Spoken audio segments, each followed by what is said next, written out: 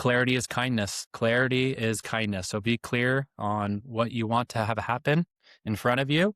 And that's a kind thing to do. You're not being like a dictator. You're not being like, this is how it's done. This is the way it's supposed to be done. No, this is just, I want to be crystal clear about what I expect to have happen.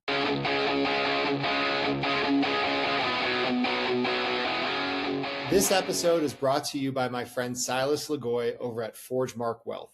If you're a high-income business owner or professional and feel like you're getting crushed by taxes, you're not alone. And more importantly, you're not stuck. ForgeMark Wealth specializes in advanced legal tax strategies and wealth planning designed to help you keep more of what you make, grow it efficiently, and actually build long-term freedom, not just income. If you're making serious money but don't have a real strategy behind it yet, I highly recommend connecting with Silas and his team. What's up, everybody? This episode is sponsored by Exitwise. If you're a business owner thinking about selling your company, whether that's now or years down the road, you need to know what your business is actually worth and how to maximize that exit.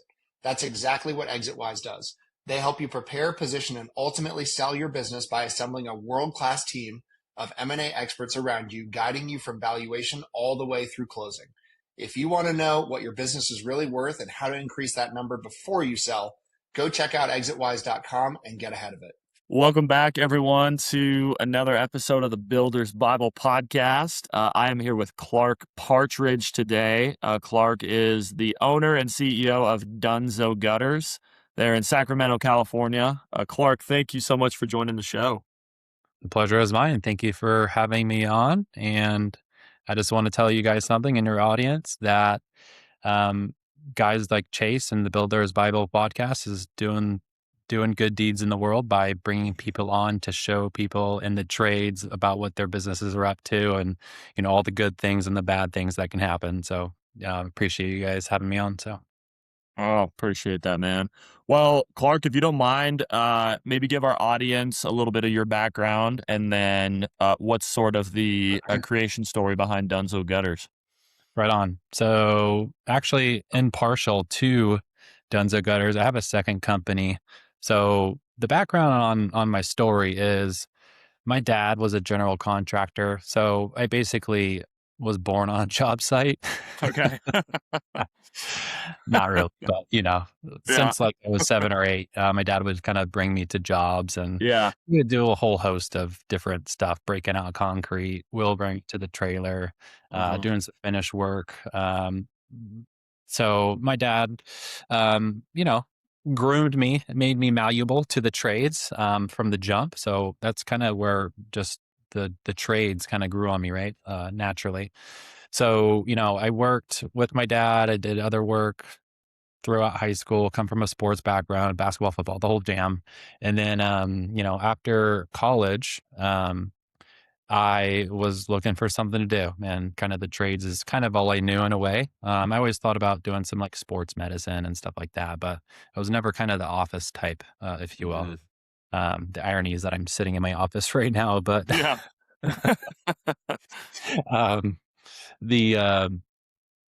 I saw a need for my customer base, which is a little bit older. They never like climbing on a ladder. So I actually started my lights business specifically for Christmas lights. Okay. So I did that 12 years ago is when I started that. Wow. Okay. And so I had a family friend, he was like in his 50s or 60s, like, dude, I'm just going to get out of this in a few years. So I was like, cool, well, I know how to climb a ladder and kind of work with my hands and all that. So I shadowed him for like a weekend and, he told me what he was making. He's like, I make 90 grand in 90 days. I said, oh, okay, that's interesting. Let me come work with you. You don't need to pay me. I'm going to shadow you for a weekend. Yeah. So I did that and learned a lot, on all things. And so I started just doing Christmas lights at that time, and we were doing incandescents. That's how kind of all started with my own company. And I just started it from scratch. The name is still the same because it's highly seasonal, as if you will, Santa's lights. So I just created that. I wanted to be at that time just the go-to company when people think about lights. Yep. It's to this day. We also do permanent color changing lights as well now. Okay. So that's a big niche market that we're in here now. And Dunzo Gutters was founded in addition to lights because as we are climbing around all the roofs and all the customers' houses, we do about 500 a year in Christmas lights. Wow, Um, really? Okay. yeah, yeah. Did about 507 houses last year in a Mhm. 3-month period. We started in the middle of September. And so, one thing leads to another, right? We're just on roofs and gutters. We're putting the ladders with our stabilizers on top of the roof, and we're putting our clips on the gutters and stuff like that. And we're just noticing almost on every single house, there's problems with these gutters or the Yeah. downspouts, the roof tiles or something, right? Mhm. Whether the Mhm. gutters are dirty as hell Right. or some blockages. We found like toys in the downspout. We just Oh, pulled up, those, jeez. drop them off in our bags, Yeah. So I'm just like, oh, like I think there's just a need here. We're already here. And so that's naturally a natural progression into Dunzo Gutters. Dunzo Gutters is our second year now. So it's in its infancy stages, but it's doing really well in its second year already. We're on pace to do for Dunzo 300K in our second year. Wow. Santa's Lights is teetering a million in a 3-month window. Okay. So we're just using all of our experience that we learned from our lights, and gonna transfer it to the Dunzo side. So, That's kind of awesome. our mission, if you will, and excuse me if I'm jumping ahead a little bit here. Our kind of mission and our strategic anchor, if you will, for our customers is that essentially we want to be a monitoring company. So every time we do a visit, we're going to do a documented list and pictures of everything that we find on your house, Yeah. and send that over to you. It's well documented with pictures. A picture says 1,000 different words, right? And here's what we found. Would you like us to take care of that? So. I love that, man. That's so cool. Clark, talk to us about maybe a couple things that y'all are struggling with right now, problems you're trying to solve, and then what are a couple things that you feel like are going well? Really good question. I would say the number one thing that my companies struggle with is how fast and efficient can I onboard my employees to Mhm. make the company revenue and profitability, right? You can be Mhm. really high revenue, but your profit can be really low or even losing if your guys aren't trained properly and you're losing your butt on the Mhm. productive time. So Are we that talking more from like a sweat equity, like boots on the ground type of role, or admin role, or kind of both?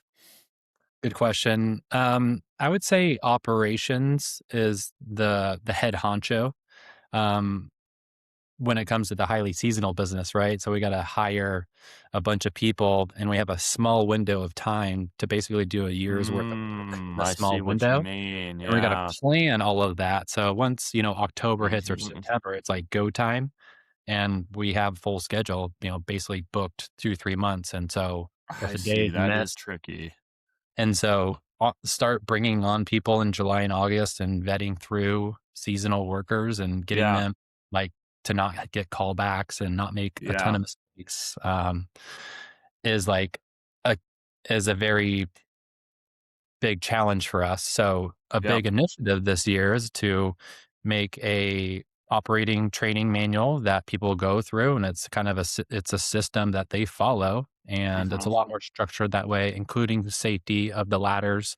I mean, everything is going to be thought out going into this year as far as training manuals, training, even just how to carry a ladder, like carry Mhm. from ladder to here and what type of ladder are you going to carry. So all that will be thought about.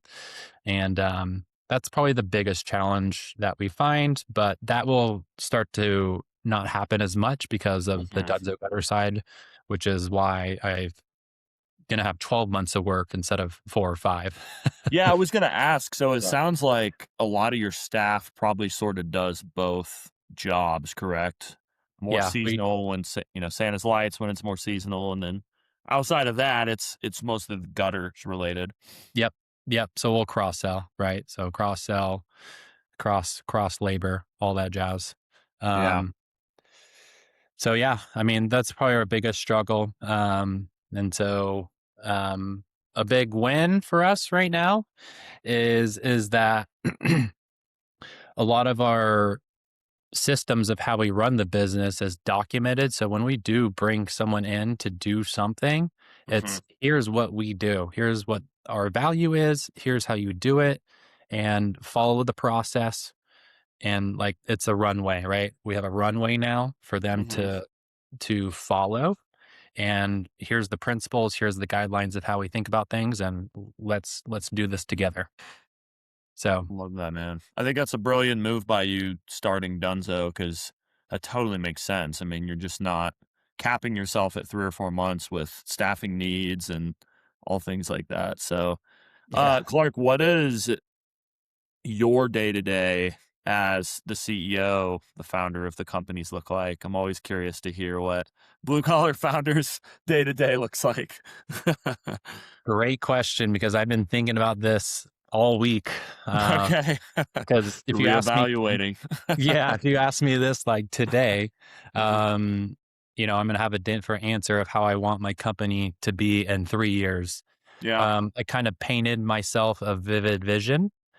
Shout out Cameron Harold out there for painting that picture for me, the Cameron Harold 2028 3-year vivid vision. So where you're at now, how do you want your company and your life to look like in 3 years from Hmm.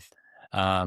So I painted that picture. Like, how do I want my company to feel when anybody walks into the shop? How do I want that to feel?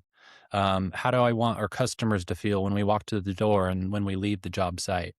Um, I have our systems now of how we do that, but it's nowhere near where we want to be in 3 years, right? So kind of picturing that out, communicating that, casting that idea to our team so that they are a part of Hmm. it. I mean, that's a big initiative on the daily, right? So my job as the CEO today, to answer your question, is like um, strategy, management, where I want Hmm. the company to go so that people are bought in. And Hmm. I want anybody that belongs to my team to be bought in. Hmm. And I want them to have a lot of input on the jobs that they are responsible for. I can see a lot of that through because I've done all of the tasks. I've worn all the hats in the business, Hmm. right? I have all the information. So it's getting the information to my workers, to my employees so that they have similar information, if not the same information, so that they can make the decisions for themselves, of course, with boundaries and guidelines within the company. But that way, decisions as little as how to do something to making a buying decision, right? Hmm. Is it $100 or less? You don't need to consult the manager. Just make the decision if it's right for the customer or Right. for the Yep. company. Just go ahead and do it, man. Hmm. So, doing that and just in assisting the workers to whatever their needs are. And then just making sure that our boundaries within the company are protected so Hmm. that we're creating a moat around our company Hmm. so that, outside factors cannot affect too much and persuade our company to do something that we don't really want to do or something that we don't value or work Hmm. that shouldn't be done on this because the customer is saying that they need it done. Just knowing what we know, protecting that, um, creating that vision within Hmm. the team. And then obviously like sales, of course, I'm still in sales with a small business right now, right? So hands in, dug in on the sales. So that's kind of my next journey is to pass on sales and growing that development side of the companies.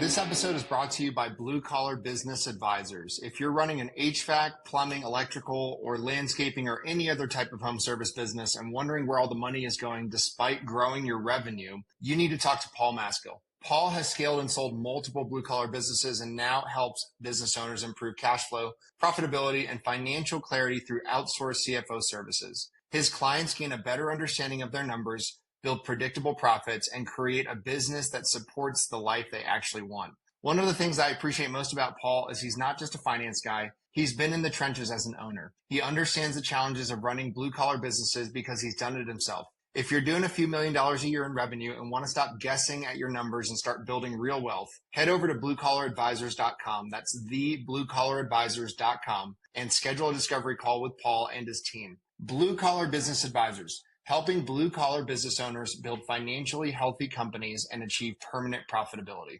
Yeah, I love that. I was also curious, you don't have to give us the secret sauce, obviously, but across both companies, is that is it mostly referral based, would you say? Or are y'all doing like marketing type stuff? I imagine with the Christmas lights, that's got to be a lot of referrals, right? Yes, referrals are huge, for sure. I mean, Christmas lights such a like an emotional thing. They Hmm. want it or they don't want it. You It's like see I it hate on someone Christmas. else's I love house, Christmas, and and it's such a yeah. visual product. And we got passerbys all the time. So, for sure, a lot of word of mouth. My business is built on word of mouth, and in the Christmas light industry, everybody kind of knows me as the yard sign king. I'm definitely big on yard signs, seasonally Hmm. where it makes sense, right? Yeah, that's So yard funny. signs is a killer for us for Christmas lights specifically. Um, and we're getting into some Facebook ads. We're getting into referral partnerships with local businesses like pest control companies, roofers, stuff like that, where it's a win-win all the way around. So just growing our seeds, growing our tentacles around town, partnering with people, getting into their network, and vice versa. We run into issues that the customer has, or oh, do you know anybody about this? Oh, as a matter of fact, I do, right? And just passing that on and just doing that, right? So yeah, we do some automations too with some every door direct mail through Hmm. Dope Marketing. Shout out Oh, I Dope. bet that's a great strategy. Yeah. So you can really customize that and get really targeted with those automations. How we do it for now is we have like a 4-week drip campaign, Okay. and it's to the nearest 10 neighbors. So we just did work on this house, whatever service that you're trying to market. You Hmm. drip that out to the 10 nearest neighbors or whatever you want. You can do 100 neighbors, depends how much money you have. But do that for 4 weeks in a row, and that works really well depending on the service that you got going on, right? So definitely got a lot going on as far as marketing. Is I really want to pin down and focus on maybe 4 or 5 of them and just scale those though, Yeah. and get Yeah. really, really good at figuring those out. Absolutely. Yeah. And it seems like, I don't know, maybe we can talk about this a little bit as well. So as you're going into each holiday season, you obviously know there's going to be a lift in, customers, just a lift in the amount of work that's required. How do you sort of project out what that's going to look like for that specific year? And then also figure out the staffing that you're going to need for that. I imagine that's got to be a little bit of a challenging equation. Yeah. Yeah, it's planning even though, like, our some of our seasons will start at September, October. I mean, I had a meeting with my operations guy this morning. We're talking about Christmas lights in In May. late April right now, Yeah. So, it's People like can't let it planning go. all year long. And you don't really gotta do that when you're small. Like that, Yeah. you got 50, 100 clients, okay, I'll just think about them when the time comes because the Okay. operation is so small, and you just got little, storage unit or your garage. Mhm. That's not the case with us anymore, right? So we gotta think about it, logistically plan it, we gotta onboard our guys. We're in California, so we gotta do everything kinda to the T, dot our I's and all that stuff. Mhm. Um, so yeah, it's a lot of planning, and at the end of the day, I think it comes down to experience. You learn from failure, Mhm. right? So 12 years doing it, got a pretty good handle on what to predict. Um, and so, I think the challenge is, is how do you want your company to be to the customer? And then protecting and finding the right people in your community to work for your company, right? Mhm. And then how Right. fast can you get them to get there so they can satisfy the customer? Because at the Mhm. end of the day, it's like two things that we're trying to do. We're trying to generate revenue and we're going to make our customers happy. And there's a Yep. bunch of things that go around that to make that happen. But those are the two things that we need to focus on. We need to drive revenue for the company, and we need to make our customers happy. Let's do Mhm. that. Okay. There's all these different systems that you can do. We built those, but here we go, guys. This is what we're going to do.